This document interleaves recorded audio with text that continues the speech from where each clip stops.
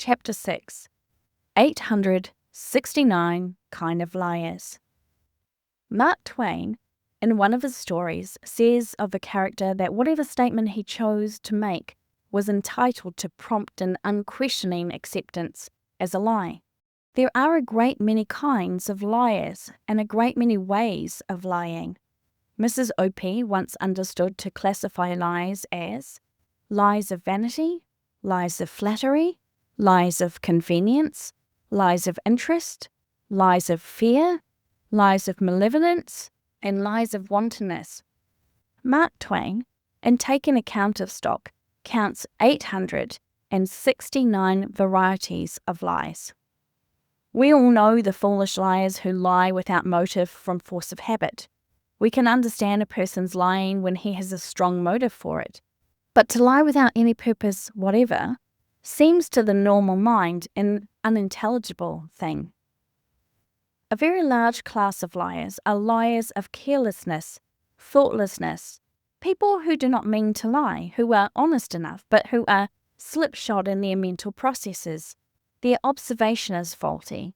They do not see or hear things with exactitude, do not see or hear them as they are.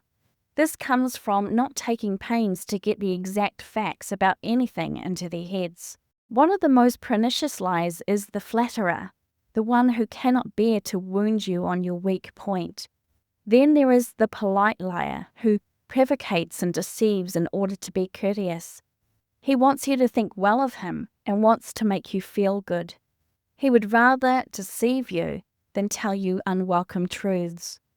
Vanity liars cannot bear to tell the truth when it reflects upon themselves or does not flatter their vanity. These liars may be believed in anything which does not reflect on themselves or put them in an unfavourable light. The so-called benevolent liars often escape condemnation because their motives are good.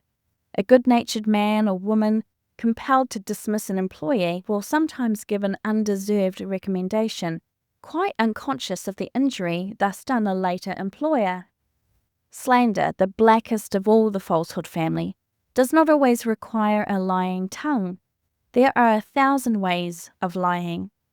A person may lie by his silence, by not telling the truth when it is his duty to speak. A man may lie by telling part of the truth. He may lie by his manner, by insinuations, by inference, by a shrug of the shoulders or a glance of the eye. One of the most pitiable of all liars is the weak liar, who has no moral stamina enough to tell the truth when it is disagreeable. Liars of this brand do not want to argue or defend their position. They go along the line of least resistance, provocate and deceive, because there is no lime enough in the backbone to enable them to stand straight and look a man in the face and tell him unpleasant truths.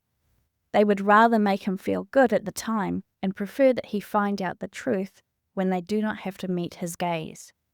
I know people who mean to be absolutely honest, who can never tell the exact truth when it requires a little moral courage, and cowards are always liars. They do not lie because they are bad, but because they are too weak to speak the truth. It takes courage to tell the truth when you know that it may place you in an unfortunate light before the world, and that a little provocation or a little innuendo may save you pain. It takes courage and character to tell the truth, when to do so will be a temporary loss to you. It takes courage and manliness, womanliness, to tell the truth when it gives a decided advantage to a rival. It takes courage to stand up squarely with an unflinching eye, to look the world in the face and tell the straight, unvarnished truth, regardless of consequences. The reputation of being beyond price, of being unshaken by any selfish motive, the reputation of always, everywhere, under all circumstances telling the truth, not pretty nearly but the exact truth, is worth 1,000 times more to one than any temporary gain from deceit. A very unfortunate phase of our modern journalism is the temptation to tamper with truth, to colour, distort, misrepresent it, to make a great thing out of a little thing. The reputation of a newspaper is like that of an individual. The newspaper which constantly, knowingly deceives, very soon gets the same kind of reputation as a consummate liar. There are few newspapers in the world which refuse to colour the truth, to tamper with facts in order to make a sensation. But these few are the solid pillars of journalism. They stand for infinitely more in their community than some other papers with 100 times more circulation. One of the most dangerous characters in the business world is the man who has no vigour of integrity, who is indifferently honest, who prefers to be on the side of the right, but who will quibble, will tamper with the truth, will not tell quite the whole truth if his interests are jeopardized. He may not lie outright, but he may leave untold a truth which he should tell, and which a gentleman would tell. But in the end, what such a man gains cannot be compared with what he loses. He does not realize that although he may make a little more money, he is less of a man every time he misrepresents, that while he may be adding something to his pocket, he is taking something away from his manhood. How often, too, the crooked, lying man or institution finds that crooked methods do not pay, and that even as a working principle, honesty is the best policy. Look at the history of business concerns in this country and see how very few of those which were doing a great business 50 years ago are even in existence today. Many of them sprang up like mushrooms, made a good deal of noise in the business world, did lots of faking, deceptive advertising, and flourished for a while, attracting a great deal of attention. But they did not last long because there was no character back of them. They were not reliable, and after successfully deceiving their customers for a time, they were found out. Then they began to shrink and shrivel, and ultimately went to the wall. Still, a great many people believe in the expediency of the lie as a policy. They believe that it pays to deceive. Many business houses, which are regarded as pretty honest, cover up defects in goods and write misleading advertisements. There are many men who think that deception in business is just about as necessary as money capital. They believe that it is very difficult, practically impossible, for any man to succeed in a large way and always tell the exact truth about everything. Not long ago, a superintendent in a large dry goods house said that he had been busy all the previous day cutting up whole bolts of cloth for remnants. He said that people would willingly pay more for these remnants when advertised as such because of the deceptive suggestion that they were cheap than they would to buy by the yard from the piece. Now, how long will the public continue to patronize such a house after once discovering this deception? The same principle is true of the bargain sales. Merchants often sell inferior goods at more than their regular price during these sales because they know the power of suggestion and advertising to deceive. There is a great deal of the Indian in all of us. We do not forget favors, kindnesses, or injuries. On the ground of the weakness of all human nature, we may often forgive things which still sting, but when we have once been deceived by a business house, a travelling salesman, a solicitor, or a clerk, we do not forget it, and that house or clerk loses our confidence forever. Most young men overestimate the value of mere shrewdness, cunning, long-headedness, smartness, keenness. They seem to think that if they're going to get ahead rapidly, they must not be too scrupulous about the exact truth. That a little deception, a little cunning will help them along faster. That if they veer this way and that from the truth, just enough to avoid disagreeable experiences, to make themselves popular, to make everybody feel good, they will be all right. There could not be a greater mistake For if there is anything weak and doomed to failure by the very laws of the universe, it is misrepresentation. It never yet has won in the long run, and real success is as impossible by it as it is the reversal of the law of gravitation. Misrepresentation in any form is the shortest-sighted policy in the world. No man ever built up a permanent position or institution upon it, or ever will. For the man who gets a temporary advantage by misrepresentation makes everybody who finds out his enemy ever after. It is human nature never fully to trust a person again who has once deceived us. Is there any power in cunning, in shrewd, long-headed deceptive methods that can for a moment compare with the truth, with absolute integrity? There is no advertisement in the world in the long run that can compare with that which comes from the reputation of always and everywhere telling the exact truth, of being absolutely reliable.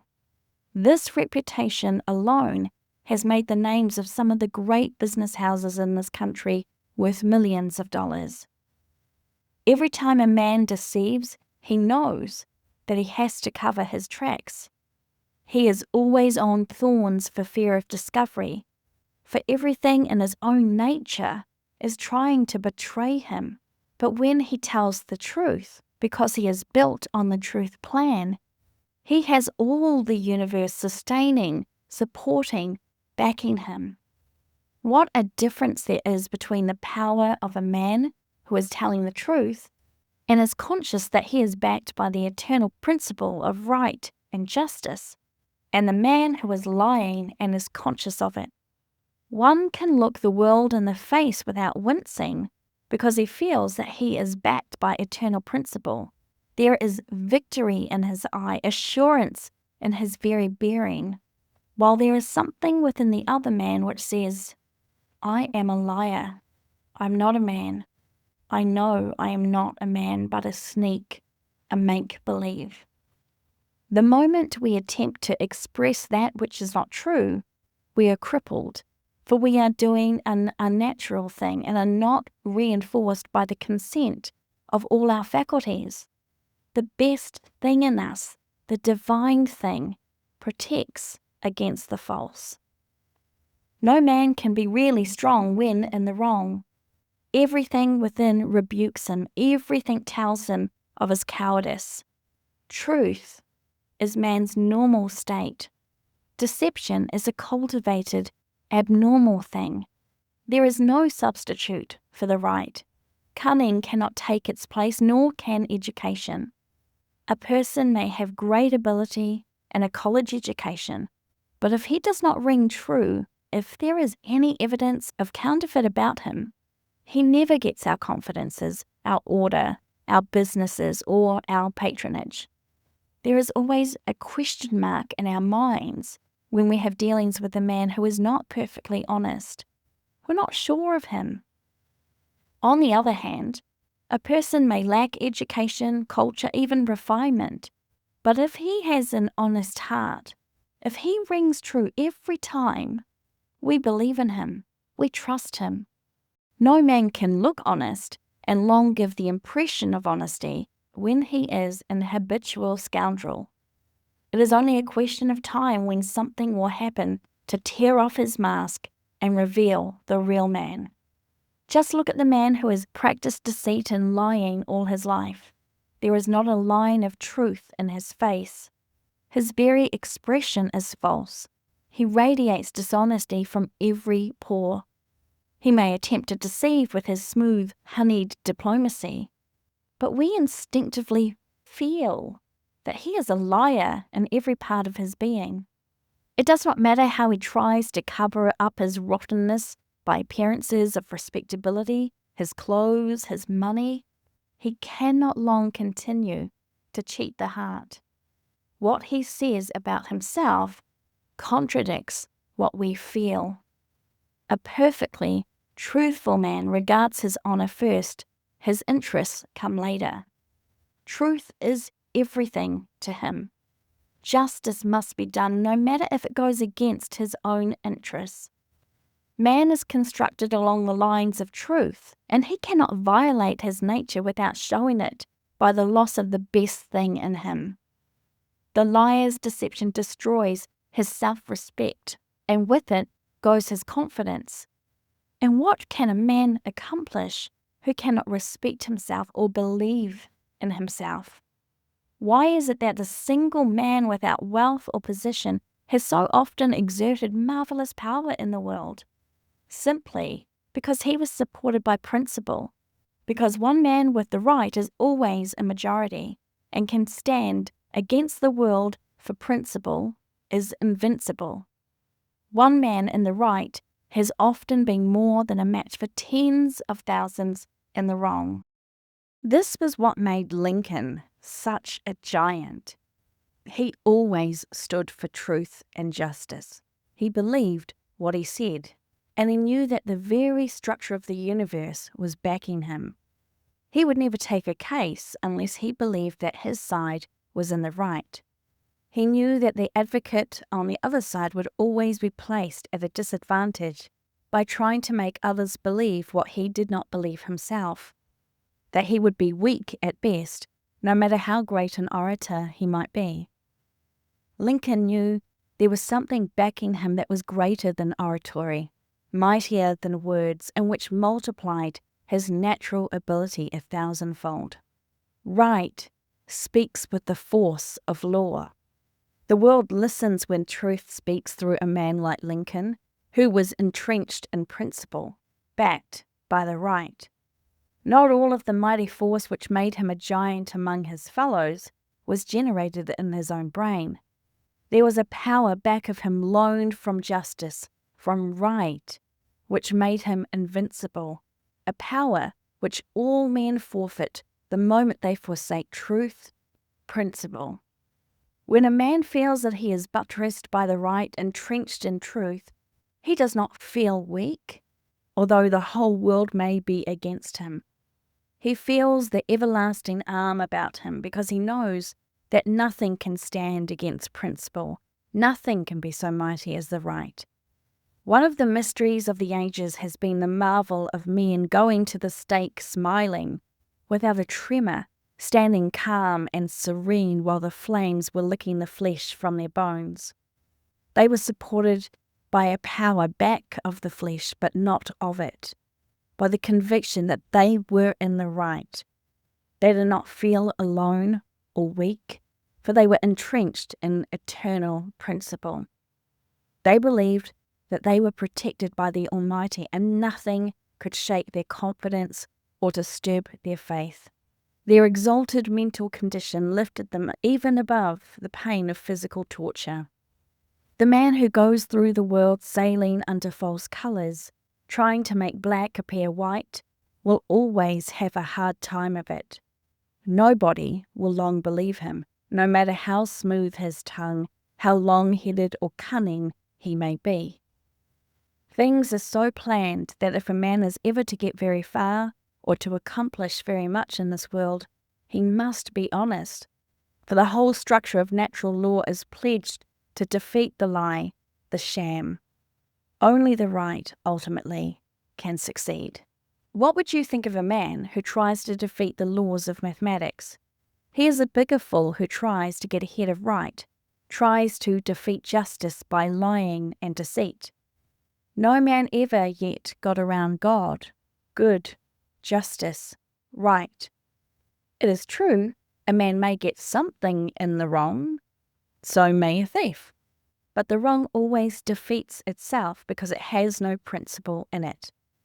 A man in the wrong is out of place for the same reason that discord is out of place in the presence of harmony.